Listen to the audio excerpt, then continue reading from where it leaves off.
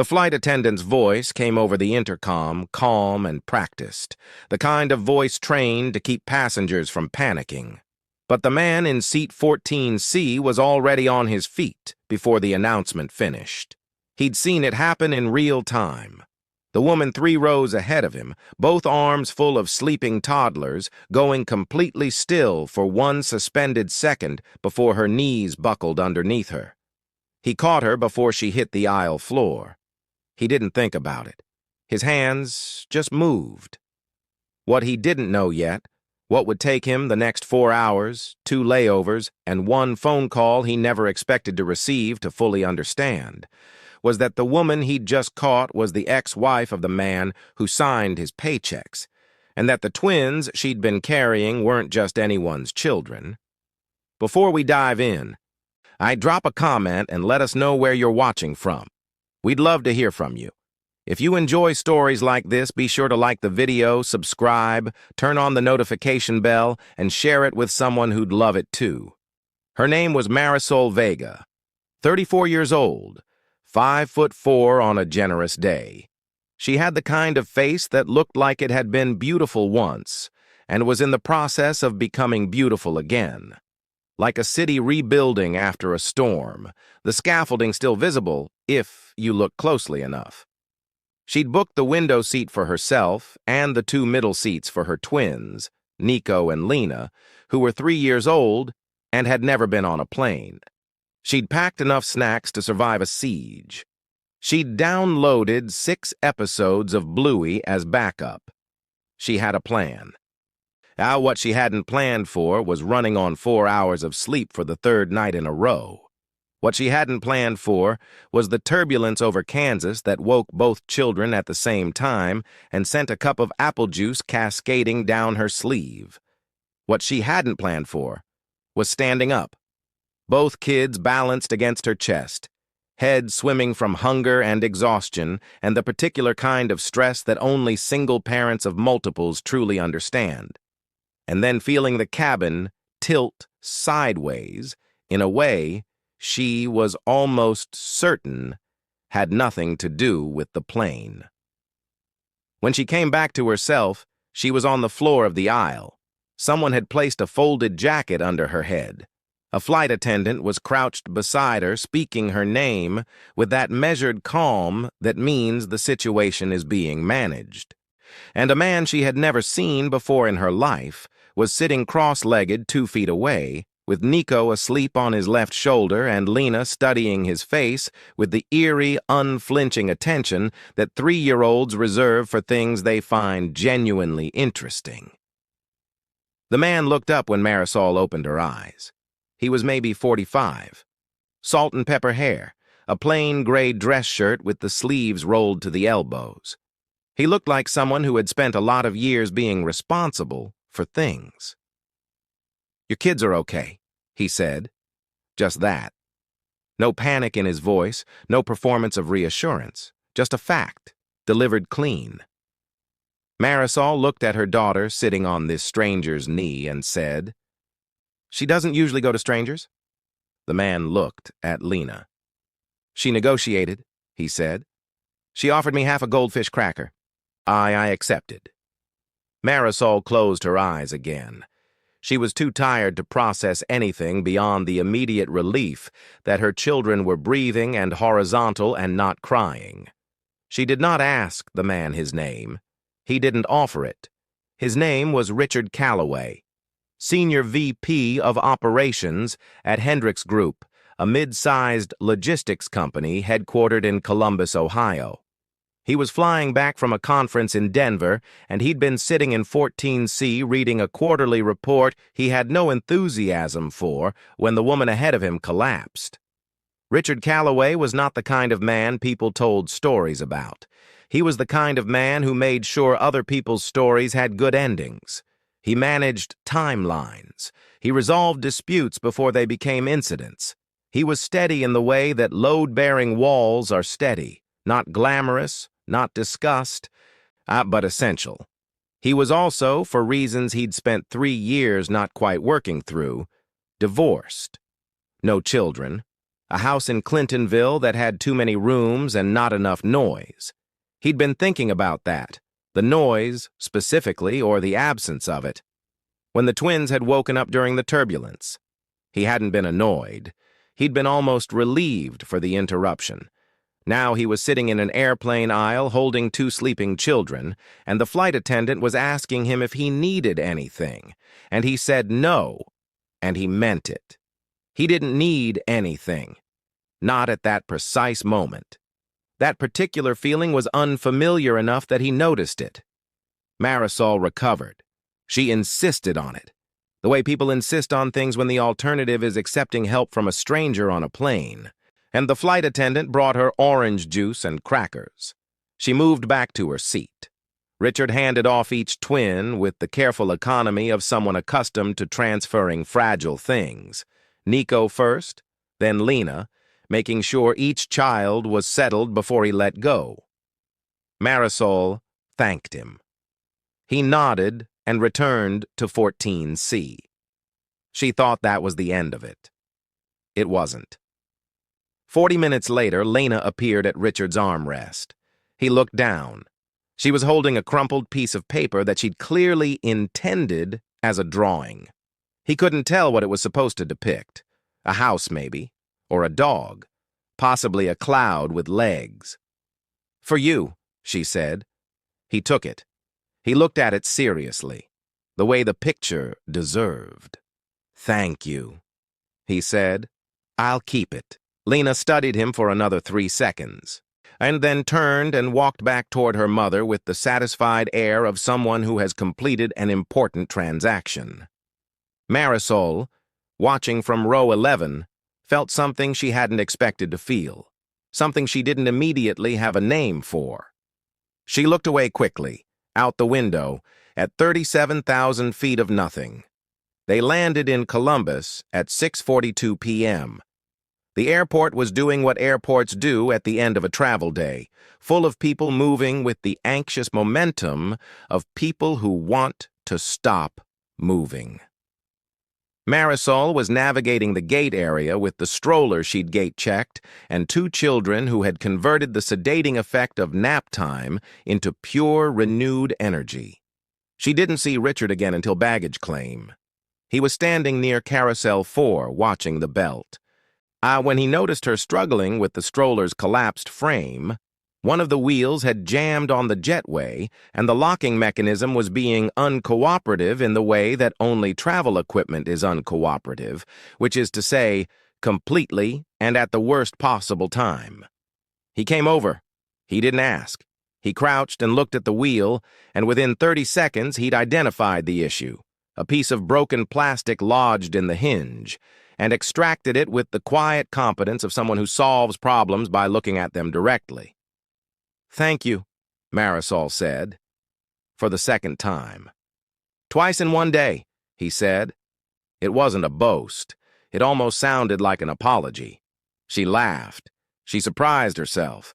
She hadn't laughed at anything in a while, not at something a stranger said anyway. And they stood there for a moment in the specific awkwardness of 2 people who don't know if a conversation has ended. "I'm Richard," he said. "Marisol." He nodded. Then his bag came around on the carousel, and he lifted it. And she thought again. That was the end. He turned back. "Are you being picked up?" "I was going to get a cab." She paused. "Uber. Whatever's faster." He looked at the twins, now attempting to climb the sides of a stationary luggage cart. "I have a car in long-term parking," he said. "If you're heading into the city." She looked at him for a long moment. She was from the generation that got the internet warnings, that knew better, that had opinions about accepting rides from strangers. She was also exhausted in a way that made every small decision feel like calculus. "Where in the city?" she asked. And he named a neighborhood. She named hers. They were 4 minutes apart. She said yes. She learned in the car that he worked in logistics. She said she was a project coordinator for a nonprofit. She didn't ask who he worked for. He didn't ask why she was traveling alone with twins. There was an unspoken agreement in the front seat of that RAV4 to keep things surface level and survivable. In the back seat, Nico was asleep within 6 minutes.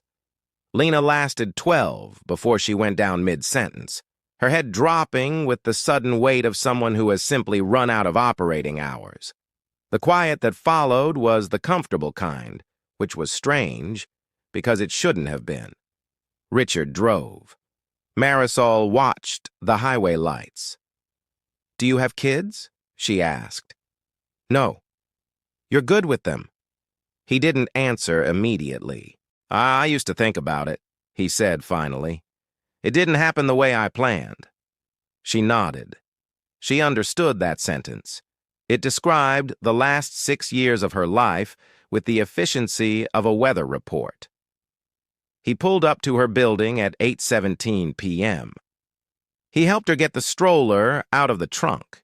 He lifted Nico out of the car seat because Nico was a profound sleeper and she would have needed both hands she didn't have available. At the door of her building, she turned and said, "I don't know how to thank you." "You don't need to," he said. "That's a very easy thing to say when you're not the one who needed the help." He considered that. "Fair," he said. She went inside. He drove away. She did not have his number. He did not have hers. She thought about that for 3 days, at which she noted internally with something between amusement and mild alarm. The phone call came on a Thursday. It came to Richard's office line from a number he recognized as belonging to Marcus Hendricks, his employer, his boss for 11 years, the man who'd hired him out of a middle management job he'd been slowly disappearing into and given him something worth doing. Marcus Hendricks called to tell him, with the careful language of a man managing information, that he was getting remarried, that the wedding was in April, that he hoped Richard would be there. Richard said he would be. Then Marcus said, "You might have met her, actually. Marisol. She flew back from Denver last week. She mentioned someone at the airport helped her with the stroller." Richard sat very still. He thought about the RAV4, the highway lights, and the drawing that Lena had given him, which he had, in fact, kept, folded and placed in the inner pocket of his work bag without fully examining why. "Said he was kind," Marcus was saying. "She doesn't use that word often. It meant something to her." Richard said, "I think I know who she's talking about." There was a pause. "She's wonderful," Marcus said. "The kids are incredible. I know it's unconventional. I know the optics with the divorce and everything." He stopped. He didn't usually speak this honestly in professional contexts. "I just didn't expect it," he said. "Running into someone again." Richard thought of a woman standing in baggage claim, fighting a broken wheel, too tired to ask for help and too honest to pretend she didn't need it. "No," he said. "You don't usually." He attended the wedding in April. Marisol came through the venue entrance with Lena in a yellow dress and Nico already working to remove his tie, and she saw Richard across the room before she saw Marcus. The recognition moved across her face in layers. Surprise first, then something that took longer to compute. She crossed the room. Nico had won the battle with the tie. "You work for Marcus," she said. 11 years, he said. She looked at him. "You drove me home." "I did." "And you didn't say anything." "I found out after," he said. "At that point, there wasn't a good time to bring it up." She looked at him for a long moment. Lena materialized at his elbow, looked up at him, and held out another piece of paper. Same aesthetic. Possibly another dog. Possibly architecture. He took it without breaking eye contact with Marisol. "As she drew another one for you?" Marisol asked. "She texted me Tuesday," he said. "She said she was working on something important." Marisol stared at him. "She's 3. She borrowed Marcus's phone," he said. She's entrepreneurial. And Marisol laughed. The real kind, the full kind. The kind that comes from a place that hasn't been used in long enough that it feels like a room with the windows opened after winter. None of it was simple after that. It wasn't supposed to be. Marcus knew. Richard and Marcus talked, a real conversation, the kind that costs something. And what came out of it was the truth. That a person can spend years building loyalty to another person's life and quietly forget to build one of his own. That knowing someone well in one context doesn't mean you know everything about what they need. That Marisol had been, in Marcus's own words, someone he loved deeply and didn't always know how to love correctly. Richard didn't know what to do with that. He put it somewhere careful and let it sit. He saw Marisol again at a company event 3 months later. They had coffee in the lobby of the venue while Marcus was in meetings. Nico and Lena were with a sitter. It was the first time he'd talked to her without children as anchors. She asked him why he'd driven her home. He thought about it. The real answer, not the convenient one. "Because you said yes," he said. "And most people, when they're that tired and that close to the edge, they say no just to stay in control of something." She looked at her coffee cup. "I almost said no," she said. "I know," he said. "I saw you decide." She looked up. "You drove home a stranger because she was struggling," she said. "See, I caught her before she hit the floor," he said. That seemed like the more important part. The lobby was filling up around them. Someone was calling his name from across the room. Marisol wrapped both hands around her cup and looked at the man across the table. The man who had been in the right place twice. Who had driven 4 minutes out of his way without making it a story.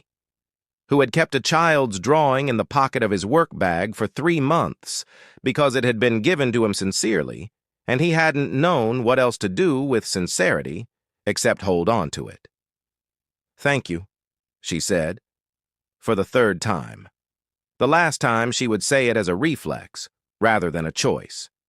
He nodded, the way he always nodded.